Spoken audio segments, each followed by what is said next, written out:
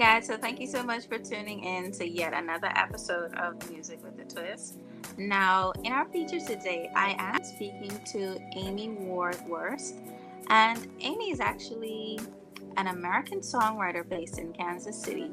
She brings her music to global audiences with performances at renowned events like Madison Square Garden, Kauffman Stadium, and T-Mobile Center, and as well as recognition on Fox 25 Boston, the ABC, KMBC Kansas City.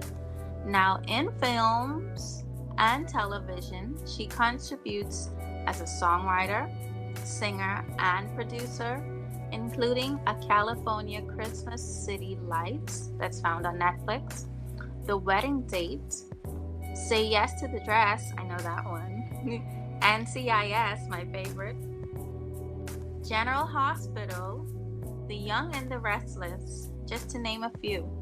Now, Amy is an accomplished musician. She often prepares songs for Sync Licensing, achieving hundreds of songs placements on Prime TV, daytime TV, major motion pictures, and independent films. Beyond her musical pursuits, she holds leadership roles as members of IFCKC. She's also a Berklee alumni, and she's also a part of NSAI and CSAC.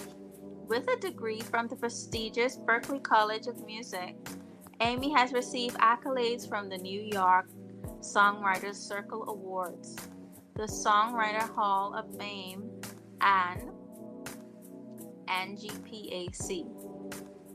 On the horizon, Amy lands 2 songs in the upcoming film Viral, directed by Blair Underwood, and her first song is an animated film, A Tooth Fairy Tale, which comes to theaters May 2nd and streams May 20th, 2025.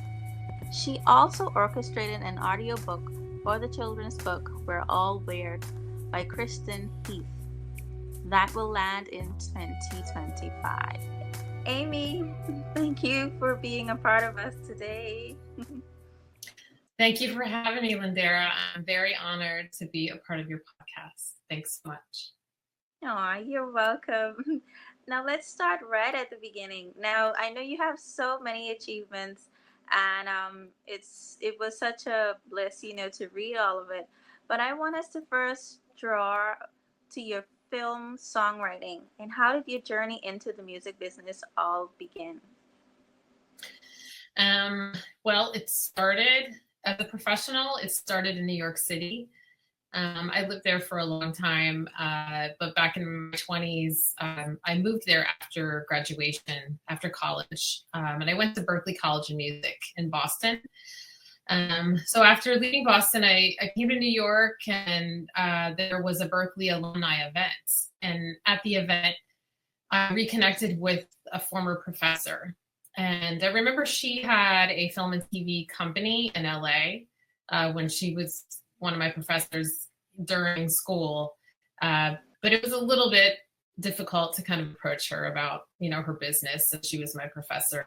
But at this event, I performed and I lugged my keyboard in the rain. And it was a moment that I'll never forget, because I performed a couple original songs. And then after I sang, she came up to me, and she was very positive. And she's like, Amy, you've grown so much in the last year, and I really am enjoying your original material. And so she's like, do you have a demo? And so at the time it was CDs, and I had burnt some of my CDs and put a fancy label on them and gave her a demo.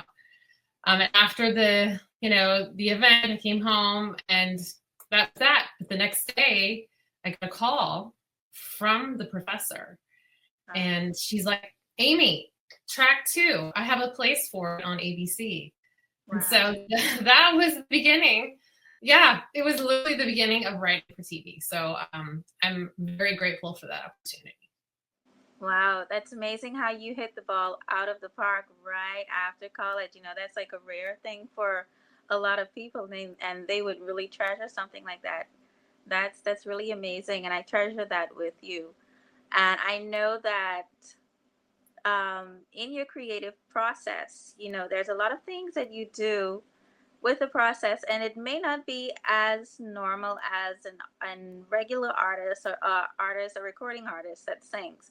But can you walk us through your creative process when writing a song for a film? Yes, of course. Typically, there's a brief, which is usually like a 1 or 2 liner, information about the storyline and what the director is looking for.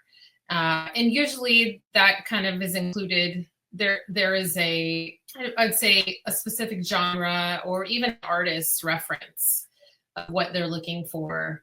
And so it really kind of helps me zone in on the style, and if it's something that I can't necessarily sing, because I do sing as well as write, then I will, use somebody else, like a male singer, or depending on the style, if it's something that I can't do, I will use other people. But that's typically kind of how it happens. It's just the description of the style of the song and the genre for that scene. And it's very helpful to have more information than a one-liner, but a lot of times it's very, very minimal of the information that I get. But that is kind of the main process of how it is. And that's even from day one. That was a situation where the song just happened to fit the scene in New York. And so the song ended up getting in the show. But if I'm asked to write a specific style, then, it takes a little bit more, obviously, time and energy to do that, because you have to cater it towards the scene. But there are cases where I already have a song in my catalog, and you just hand it over, and there you go. So, but the brief is basically, I would say that's the most common process for me. Yes, it was such a treat to learn that, you all use catalogs as well in the film industry with music. And I found it very interesting that you were able to, navigate the different genres. That must be really interesting. Like, even if something is like completely new to you, you'd have to go and research and find out, how does this sound? How can I actually relate to this and make it feel like how it's supposed to be? Now, with all of your personal experiences and challenges, do you find yourself returning into your song journey? And is it quite common in the music industry for you? Like, how do you remedy your challenges? Well, first of all, I would say the challenges for me personally are working from home, just because of the way the technology is today. I usually am in my studio alone most of the time, sending files back and forth. So kind of living, a life where you work with people, but it's remote. And I find, that can be very challenging and lonely. Back in the New York days, I would be in a studio with somebody and bouncing ideas off of them, and, recording with groups of people and bands, and there is such a vibe about that. But today, I would say the biggest challenge is to stay inspired when you are solo. And I feel like the only thing that I have been able to persevere and kind of get out of that loneliness is traveling. So I kind of force myself to go to networking events, and when I have the opportunity to collaborate in person in studios, then it's something that I really enjoy doing, and it's just so fun to work with people and collaborate in person. It's just not as often, but I would say about a year ago is when I really started navigating to LA, to New York and Nashville, and meeting these people face to face. And it's just the world that we're in today, and I feel like because of COVID, that everyone has gotten so comfortable with just the remote life. But I prefer, as a musician, to be around people as much as possible. So my only remedy is to be where the action is as much as possible. And I do travel, I would say, maybe about a dozen times, 8 to 12 times a year is kind of what I gauge And it definitely boosts my mood. And it helps creatively. It helps a lot too, because you get home and you're just like energized. And so I feel like that is a remedy to just, community. That's what it's all about. Yeah, community is really big these days, and I've noticed that a lot of big companies have decided to like do things hybrid now, where you're not so much remote, but you have that opportunity, like you say, to get to meet Dan, or Rachel for the first time in person, or meet, someone that may be working with you, so you can have that human feel. Making the music business human again is such a big slogan that has been going out here, simply, for the whole sake of keeping your mental ability strong, so you would be, not so robotic, not so AI, and we still have the human quality of what music is and the expression of what music is. And with that being said, have there been any standout moments in your career, and so far, that deeply impacted your growth as a songwriter? And I know this may include things like mentorship, internship, or was it like a job experience that would have stood out to you? Yes, I'm currently a mentor for a recent grad at Berklee College of Music. And I feel like giving back is so important. I do remember graduating and just not knowing what to do and not being able to pay my bills and trying to figure out and navigate the music business. And it is very hard. So I'm really excited to be able to help somebody navigate what they're doing. And they're in Nashville. So I feel like, I can give them some tools and some advice. And so I feel like that is something I'm really excited about. And then on a personal note, last month was the first time I've ever had a song in an animated film. And so it was a big milestone for me. So I was super excited being a parent to have a song in an animated film. The name of the film is called A Tooth Fairy Tale. And it's super cute. It's obviously about tooth fairies and different societies and how they have their own ways. And then in the end, they kind of come together and work together. And it just has a really great universal message. And yes, my song in the movie, and it's the only song in the movie, it is called Take Flight. So it's definitely a milestone for me. Oh, that's amazing. Now, for my listening audience, please do check out Take Flight. Her movie is featured on Apple TV, or the feature rather, in which her song is on Apple TV, Amazon Prime Video, Google Play, and Fandango at home. So be sure to check out A Tooth Fairy Tale. Wow, that's really nice. I'm so happy for you. I know 10 and 11-year-olds and 13-year-olds, anyone from 7 to like 14, they enjoy animation. Is like really big for them, and it's really good. How you're able to be so versatile. I can feel now where you say that the genres may be difficult, looking at your whole music experience and putting all of the pieces together. So it's like you have a little bit of drama here and then animation here, and it's a full day of really music like expression for you. Yeah, and just a side note about that, because I feel like it's important to talk about, where songs come from. But when I was asked to write this song, I was dealing with a lot of inner ear problems, and I was dealing with vertigo. So it was really difficult to read. And I was fortunate enough to get the script, which isn't always the case. And it was really hard to actually find out what the story was really about, because I could read for about 5 minutes and then my eyes would not focus and I would be dizzy. So it was a real challenge for that project. But, just through experience of learning kind of the gist of what the storyline was about and be able to read being able to read the beginning and the end, I persevered and I nailed it because they wanted like a Disney type of song, and that's what I delivered, and it turned out as a happy ending.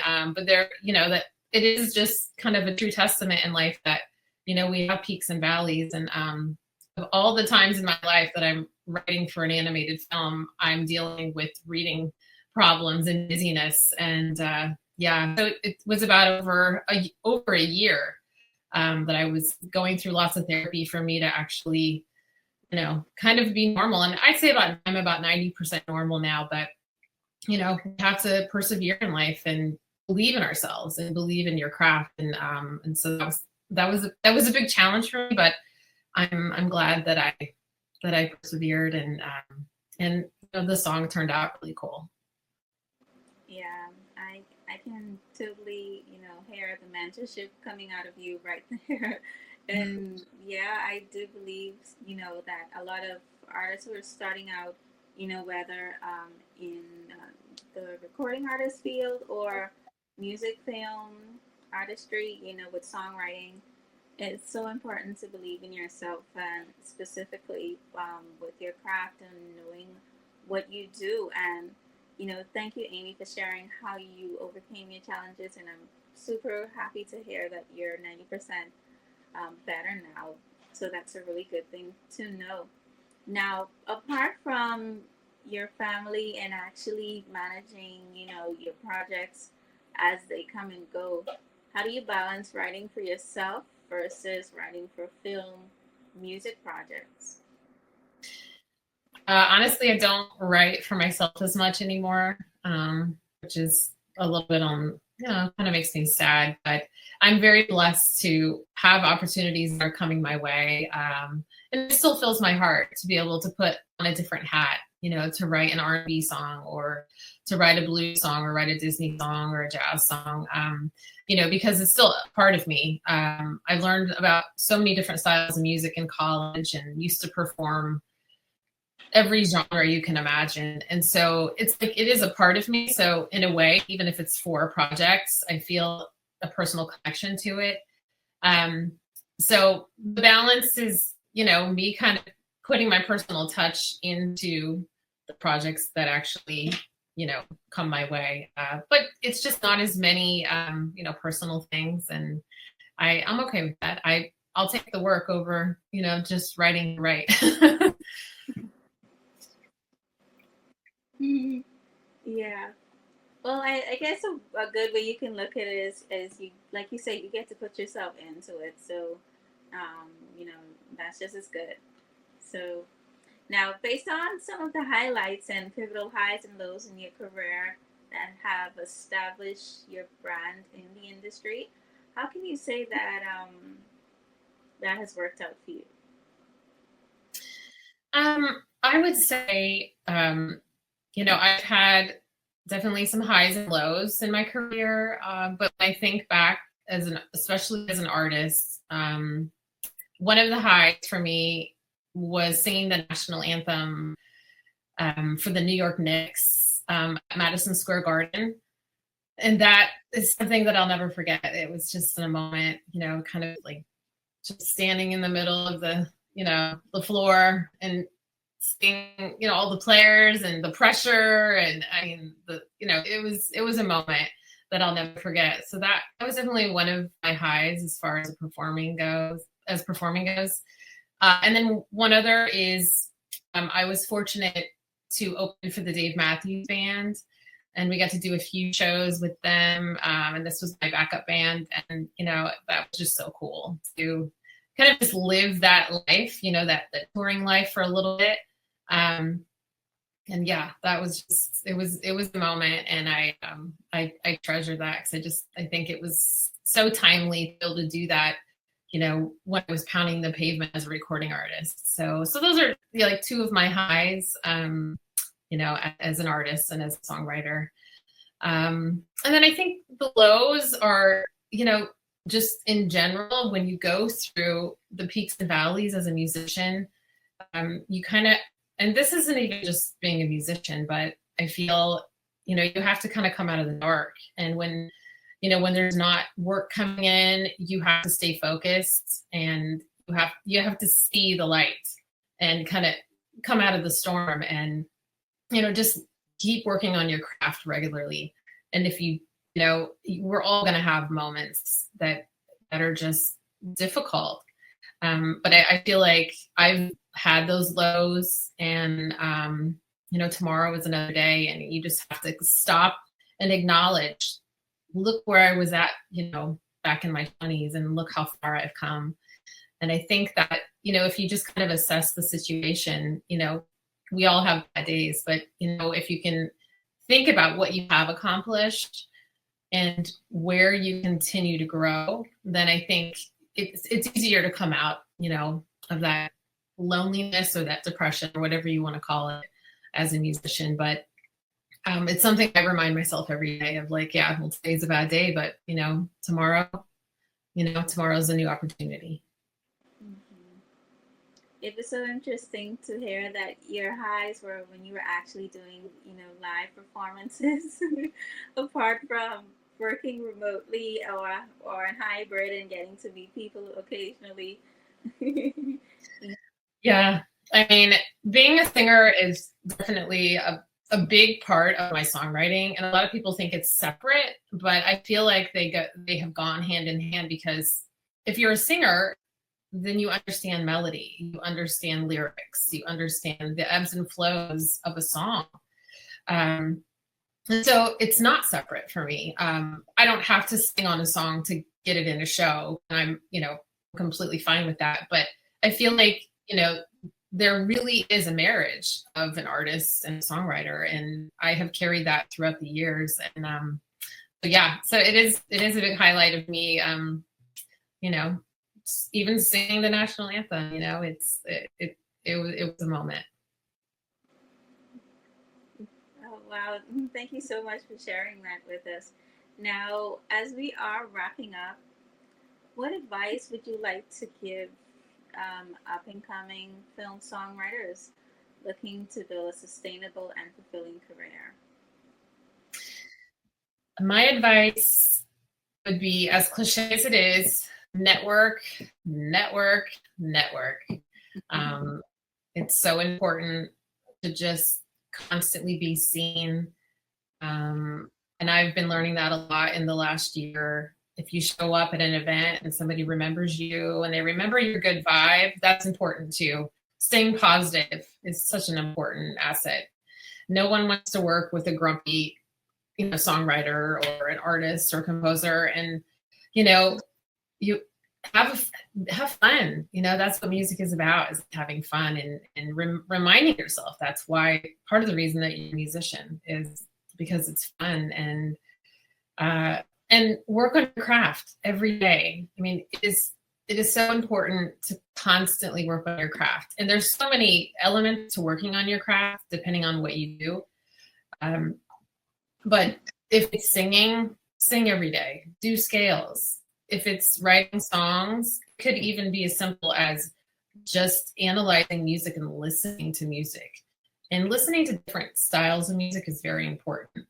And kind of put yourself in a different situation. Maybe you are not a fan of jazz, but start listening to jazz, because you're going to learn something from it. You're going to all of a sudden start to hear elements that you didn't ever notice before. So, I mean, I could go on for days about advice. I feel like those are kind of like the highlights for me. And I think, just also remembering that, if you want to continue in the music business, it's not going to be easy. I feel like it's one of the most cutthroat businesses out there. And there are moments where you just may feel like you're just trying to sell yourself all the time. But, you need to be confident and believe in your craft and believe in who you are. And I think that really can move mountains and really take you places. So staying positive and remembering who you are is such an important thing to keep in mind. Yes, and thank you so much for, closing out on remembering who you are. Simply because I noticed a theme that stuck out, throughout your whole dialogue with me. It's just staying authentic in everything that you do, even if it's just having like little bursts of moments of socializing, or if it's just, trying out new genres and not just sticking to one thing, or even if it's just, you being a film songwriter and then one day you're just like a recording artist. It's best to be as flexible as possible in the music business, even as cutthroat as it may be. And I can definitely, end on networking because that's how, we are where we are now. And Exactly.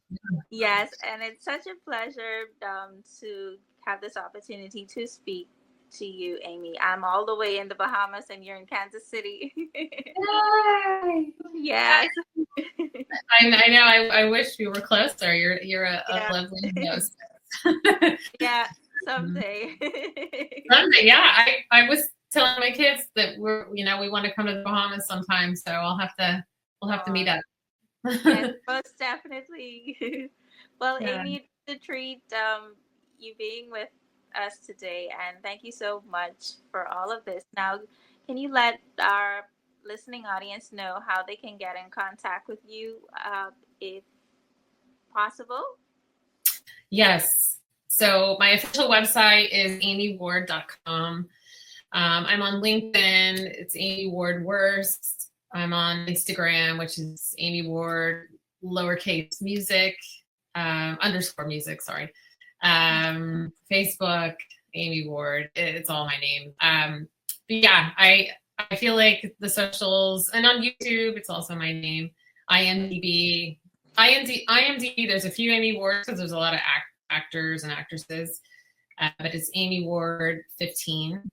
But yeah, those are kind of my outlets, and it's important to be active on there, even if you're not a fan of it.